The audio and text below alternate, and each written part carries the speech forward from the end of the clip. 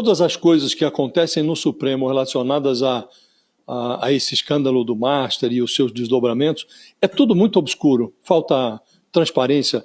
Logo depois dessas batidas de busca e apreensão feitas na terça-feira, nos endereços aí de 4 servidores que estavam na Receita e que foram identificados como vazadores de dados secretos, logo depois dessas batidas, o Alexandre Moraes divulgou uma nota.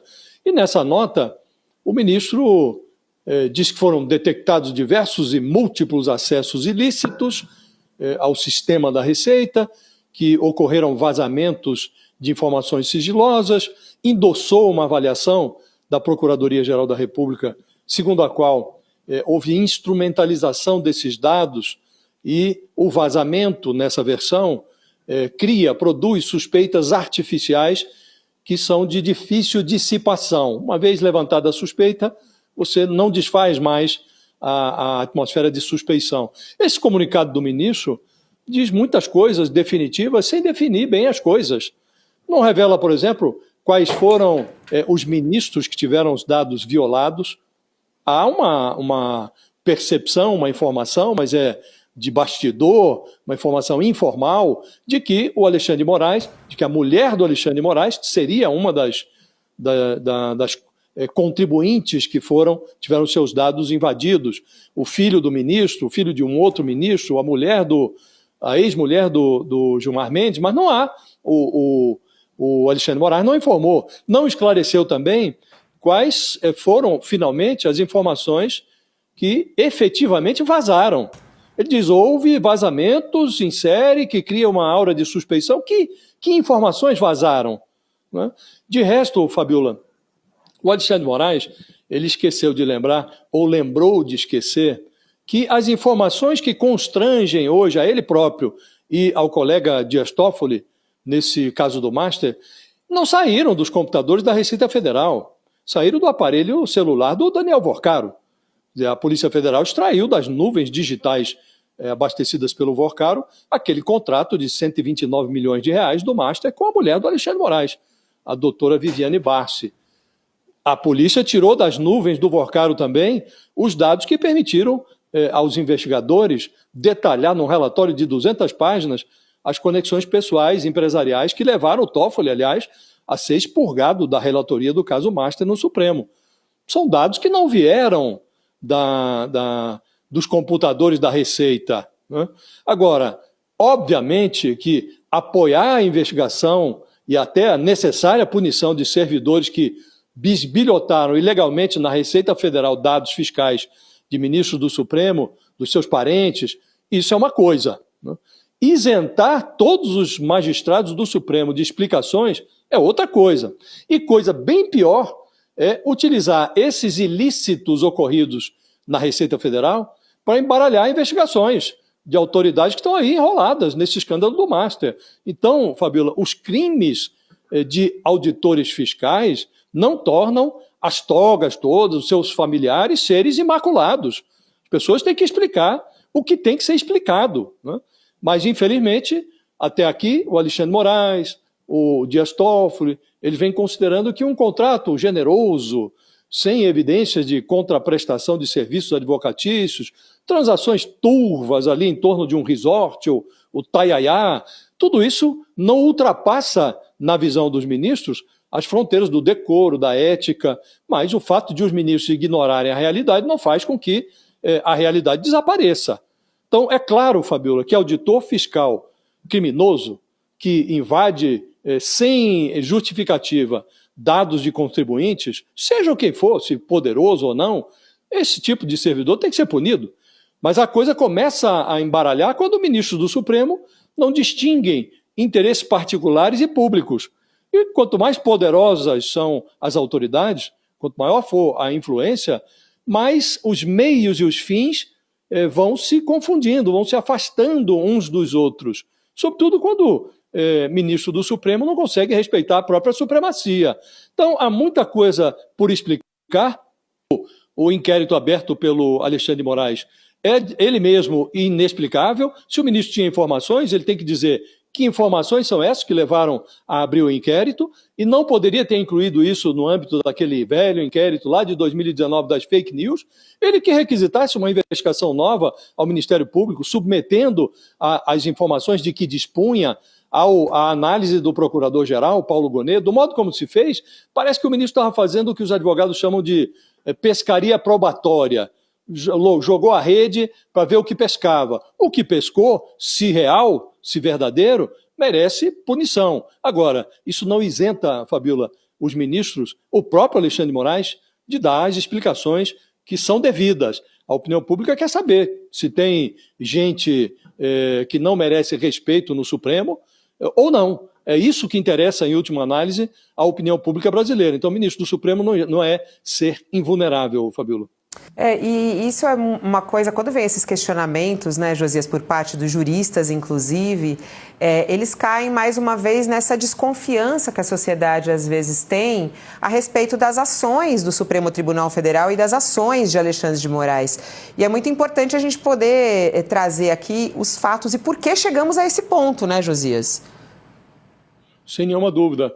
O essencial, Fabíola, é a gente notar que as pessoas querem saber onde é que está a irregularidade. A sociedade brasileira tem o direito, sobretudo no momento que você está vivendo múltiplos escândalos, o que a sociedade brasileira deseja é saber se o comportamento daqueles que representam o Estado, no Supremo, no Congresso, no Executivo, se o comportamento das autoridades corresponde ou não àquele padrão moral que se espera de uma autoridade, né? Então, interessa a todo mundo saber se tem magistrado fazendo negócio que não deveria, se tem parlamentar pilantra, se no executivo alguém facilitou a vida de banqueiro falido agora, ou de membro de crime organizado. Isso é, em última análise, o que desejam todos. Agora, quando você começa a torturar um inquérito, jogando tudo o que parece lixo dentro dele, um inquérito que não termina nunca, e sob o argumento de que, temos que atingir determinados fins, então os meios se justificam. Aí começa a se formar uma aura de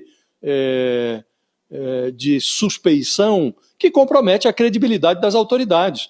O que o Alexandre de Moraes está fazendo é esticar um inquérito, o inquérito das fake news, que foi aberto lá em 2019, ele tornou esse inquérito eterno. E inquéritos, eles devem ser abertos e também devem ser encerrados. Costuma-se dizer que a justiça tarda, mas não falha. Aqui a justiça tarda e não chega, porque não acaba nunca o inquérito do ministro Alexandre de Moraes. E ele fez de novo. Ele enfiou dentro desse inquérito algo que não tem nada a ver com o objetivo inicial do inquérito, aberto lá em 2019, sob o argumento de que há ministros sendo atacados, porque chegou lá, de alguma maneira, ao conhecimento dele, que ministros tinham, e os seus parentes, o sigilo violado nos computadores da Receita Federal. Não diz como chegaram essas informações, que informações são essas, e aí manda investigar todo e qualquer acesso que tenha invadido dados dos 10 ministros do Supremo, são 11, mas agora está faltando um, e de todos os seus parentes. Então está lá a Receita Federal vasculhando mais de 100 contribuintes, verificando se tiveram ou não os dados violados e tal, e ninguém sabe, não há transparência. O ministro fez isso sem ouvir a Procuradoria-Geral da República, fez de ofício. Na cabeça dele, ele abriu esse inquérito. Depois, quando a coisa já estava aberta, aí ele manda, com base em um relatório preliminar que recebeu da Receita, olha, teve sim aqui alguma invasão. Aí ele manda para a Procuradoria, e a Procuradoria, que tem sido leniente em relação à suspeição que paira em relação aos ministros, o Dias Toffoli, por exemplo, já devia estar sendo objeto de inquérito, de uma investigação, leniente em relação aos magistrados. O Procurador-Geral Paulo Gonet foi rapidíssimo, foi rápido como um raio nessa questão. E aí, como que ecoando os desejos do ministro Alexandre de Moraes, ele determina a busca e apreensão, manda colocar tornozeleira no pé do dos investigados, os 4, caça o passaporte, determina que vão ficar reclusos à noite. Então, nós estamos no início da investigação e os investigados já sofreram as sanções cautelares mais draconianas. E aí divulgaram-se os nomes. A única coisa transparente aqui foi a divulgação dos nomes dos servidores da Receita e do SERPRO que estão sob investigação. Então, um ambiente assim, em que um ministro que teve capturado no celular de um investigado como Daniel Vorcaro, um contrato que vincula a mulher dele ao Banco Master, com um contrato milionário de 129 milhões de reais, o ministro é parte da questão, é parte do problema. Ele se transforma em parte do problema, investigador, juiz, ele é tudo. E tem sido assim em relação a Alexandre de Moraes. E uma hora tem que parar, Fabíola. Ontem nós falamos aqui, o Sakamoto bem lembrou, com o professor Gustavo Sampaio, que é um jurista respeitado, e ele dizia que não só esse inquérito está sendo esticado em demasia, nenhum inquérito pode ser eterno, como também está sendo violentado o objetivo inicial do inquérito. O inquérito, quando é aberto, ele tem que ter um objeto. Nós vamos investigar tal coisa, com tal prazo, e esse vai ser o nosso objetivo, descobrir o culpado por isso ou por aquilo. E aqui não, aqui a cada hora aparece um crime novo e um culpado que ainda ninguém conhecia. E o inquérito vai sendo esticado. Não pode ser assim, Fabíola. Se o ministro tinha alguma informação, ele até podia provocar a Procuradoria, mas abrir... Aí se o procurador considerasse adequado, aí pediria um inquérito ou na primeira instância ou no próprio Supremo. Aí seria sorteado um relator, que não o Alexandre de Moraes, e o inquérito seria tocado adiante. Do modo como está sendo feito, Fabíola, compromete a credibilidade. Então, houve crime? Talvez. A investigação vai dizer se essas violações são ou não comprovadas. Havendo comprovação, tem que punir. Não tem dúvida. Justificam os meios. De maneira nenhuma.